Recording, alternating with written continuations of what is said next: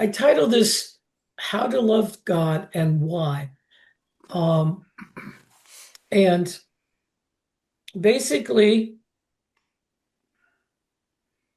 it's based on, and we'll see the scripture in a minute, love God, the two commandments, love God and love your neighbor. But I wanted to do the love God first, because actually how to love, period, is really it's like we learned last night that you can't, love is not anything we can really define. um it just uh it just is. And so we'll talk a little bit about that tonight, and loving God. And so all right, now once again, love God and love your neighbor. Yes, those are the two commandments that Jesus emphasized, but it all started way back in the Old Testament. And you will see in Deuteronomy 6:5-6, and you shall love the Lord your God with all your heart and with all your soul and with all your might. And these words which I command you this day shall be in your heart. All right. Deuteronomy 11:1. Therefore you shall love the Lord your God and keep his precepts, his statutes, his judgments, and his commandments always. Okay, so I mean, this is where it all started, back in the Old Testament. And also we have Deuteronomy 30:16-18. Okay, in that I command you this day to love the Lord your God, to walk in his ways, and to keep his commandments and his statutes and his judgments. Then you shall live and multiply exceedingly, and the Lord your God shall bless you in the land which you are entering to possess. And remember, this is Moses. Okay. But if your heart turns away, so that you will not hear, but shall go astray and worship other gods and serve them, I declare to you this day that you shall surely perish, and that you shall not live long in the land which you are crossing over the Jordan to possess. Okay, now we're going to talk about that a little bit. Okay, but first, all right, that in Deuteronomy in ancient days came about because there were many pagan gods in the world. They were surrounded by gods of all kinds of gods, and all kinds of worshiping gods. And they wanted to get this down with these people, that there was one God, okay, a creator of all. Now, so what had happened is, okay, Abraham embraced the one God, okay, as creator, and essentially he loved, okay. But what happened, okay, remember the Hebrews were forced to go to Egypt, and they spent 400 years there. All right. And so Egypt had many gods. All right. And they were influenced by these pagan gods, and they really didn't know. They really didn't know, or they maybe once knew about the one God. But after 400 years, things were a little different, and that's not what they had foremost in their mind. But but even at that, and we know all the troubles that Moses had disciplining the people in the desert and whatnot. But in spite of all of that, okay, God carried the Hebrews throughout Exodus, okay, and though it was Moses that was guided by God, he tried to instill in the people that this was God that was helping them, though the people may not have been aware at that point in time that it was God helping them. So the love God with your heart, mind, soul, and whatnot started back there, and because they wanted to promote the one God over all the pagan gods.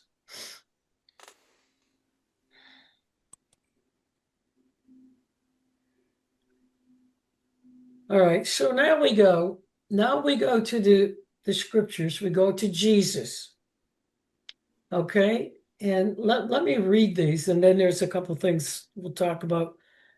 Okay, in Matthew 22:36, teacher, which is the greatest commandment in the law?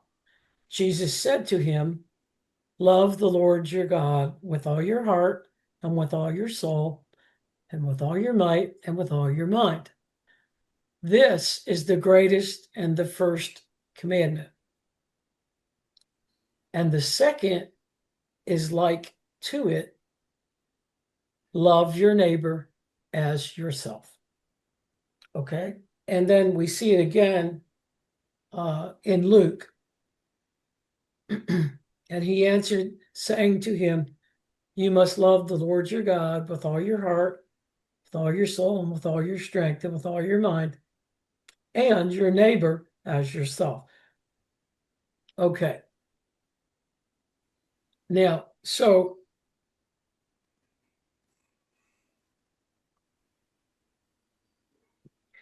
before we talk about how you're gonna love God, we need to go back to things that we have learned before about who and what is God. So remember, Christian theology has the Trinity, and God is a person. So when you're trying to think about God, when you're trying to love God, you're naturally going to think about, okay, well, God's a person, but he's a supreme person. How do I do that? Well, so that's one part of it. But when we go to Jesus in the Gospels, okay, we learn that God is spirit and God is love. So it sort of starts to make things maybe a little more confusing, because if God is love, how do we love God? Okay, so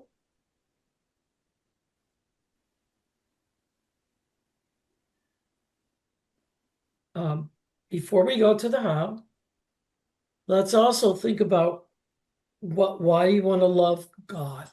All right, well, we already saw Moses giving a command, so to speak, to love God, or they would perish before they ever entered the promised land. All right. And in Christian theology, you love God and you do whatever you can so that you can go to heaven when you die. Okay.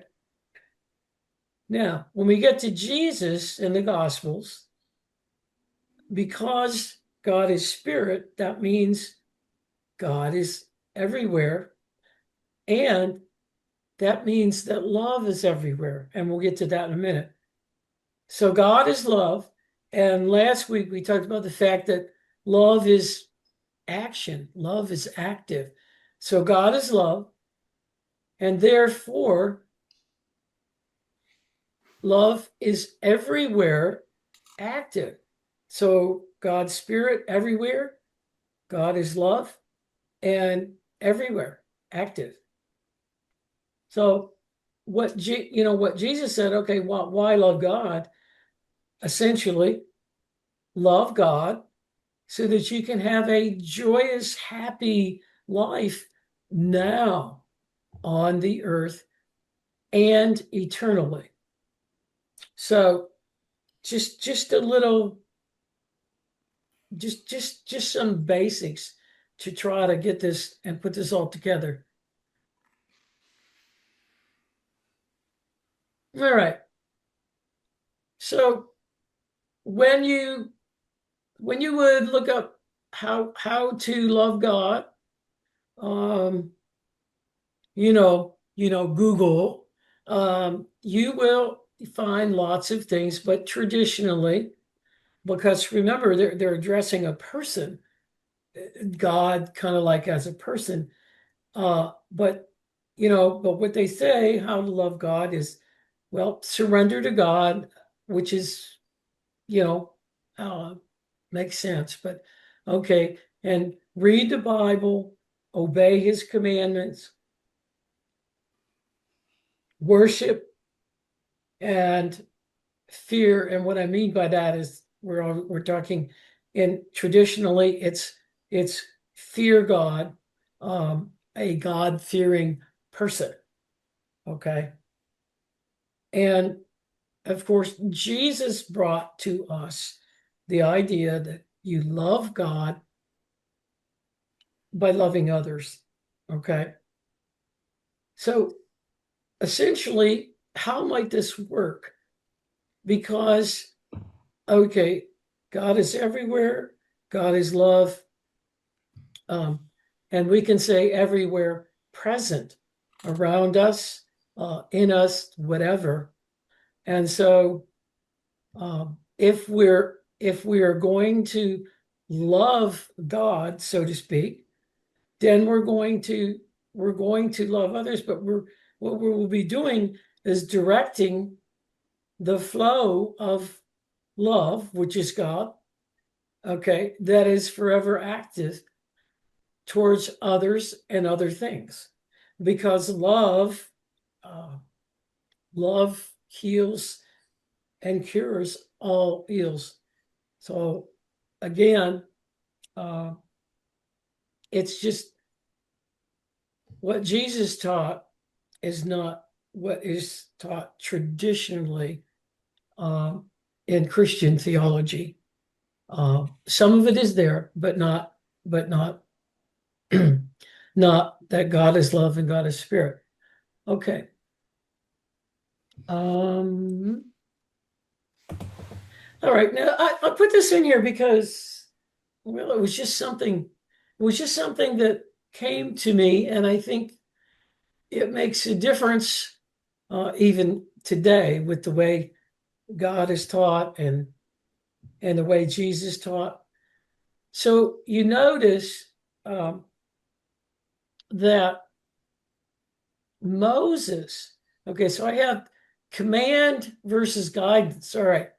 Moses, in that scripture that we read, commanded his people to love God. And if they didn't, he threatened punishment in that particular scripture, in the form of, you will perish and you will not get to the promised land. Okay, now that's the way it was back in the ancient days, and that's the way things were done. And remember, we got the 10 Commandments, They were given to Moses, and they are, they're referred to as commandments. But I don't know if you ever noticed, but I have the Ten Commandments. Okay, when you look at the Ten Commandments,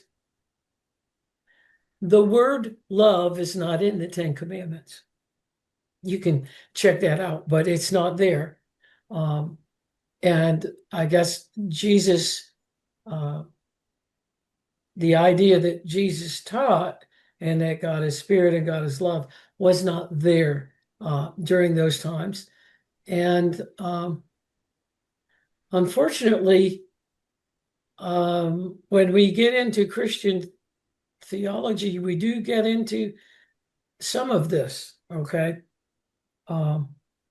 But so, and once again, if you look at how Jesus, all right, Jesus did not give commands, okay?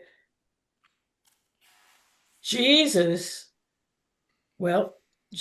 taught that God, which is love. So if you say God, you're saying love, period. Surrounds us and is in our hearts, our very being. And that's what Jesus taught. So the difference, I just wanted to bring out the difference. And Jesus taught that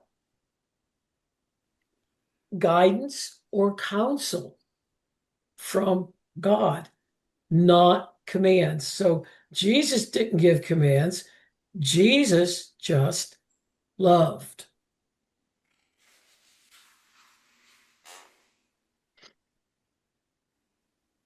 So Jesus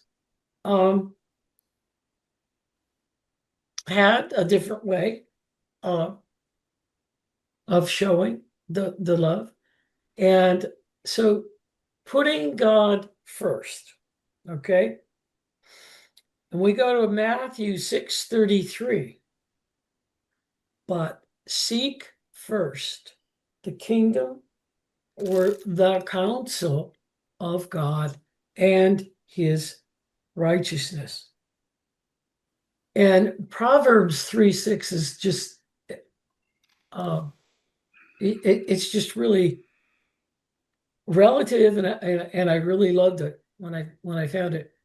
Trust in the Lord with all your heart and rely not on your own wisdom.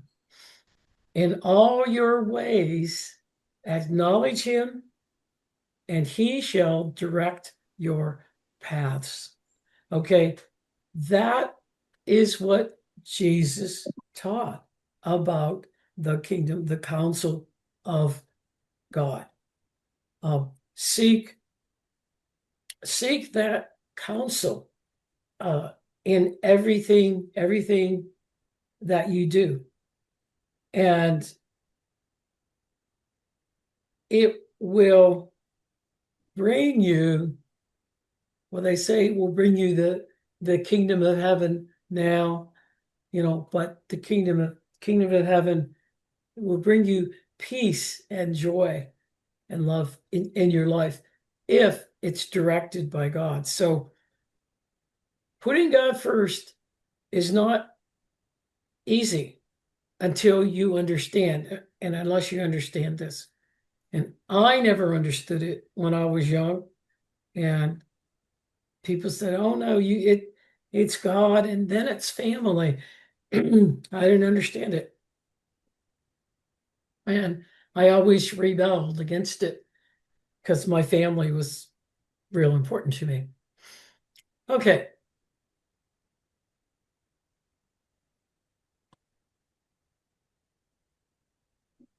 So how do we put him first in our lives?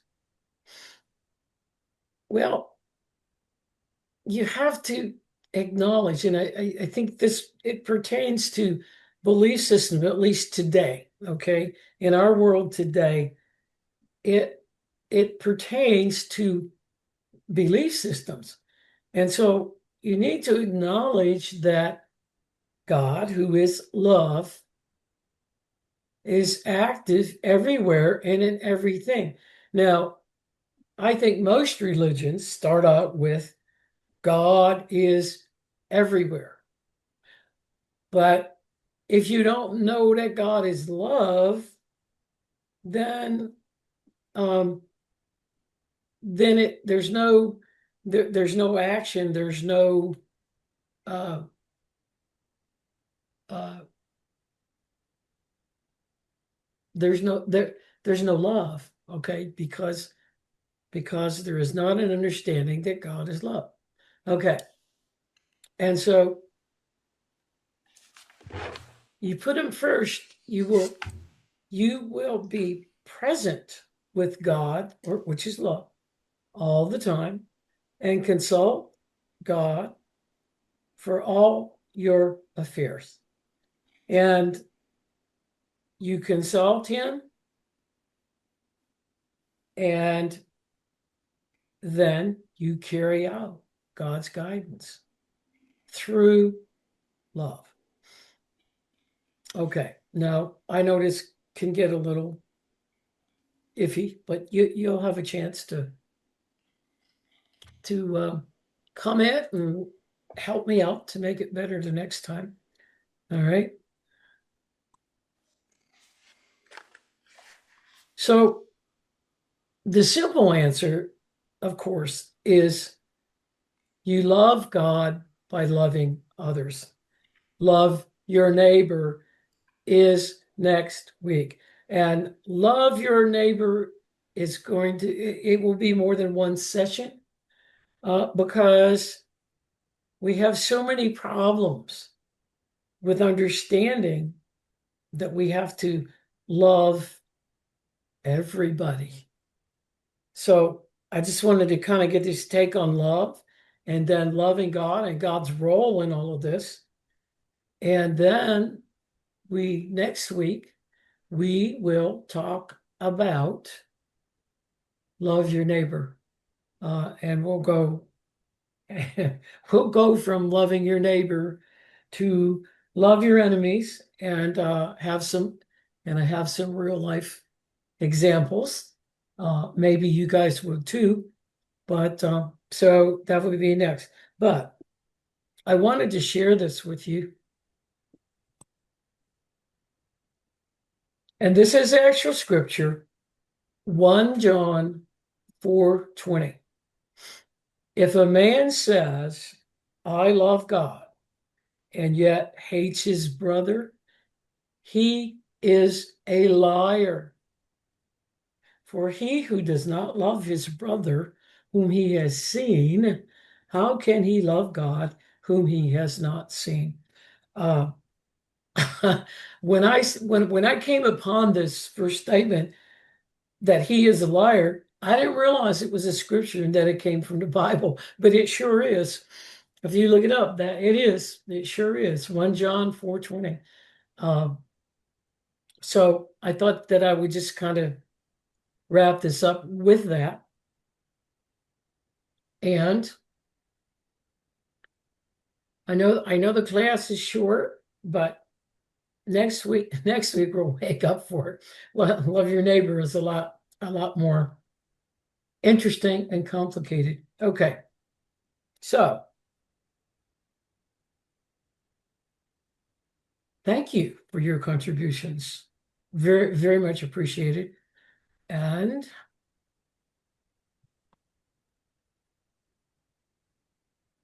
so this is my question for this week. And the Aramaic, okay, it's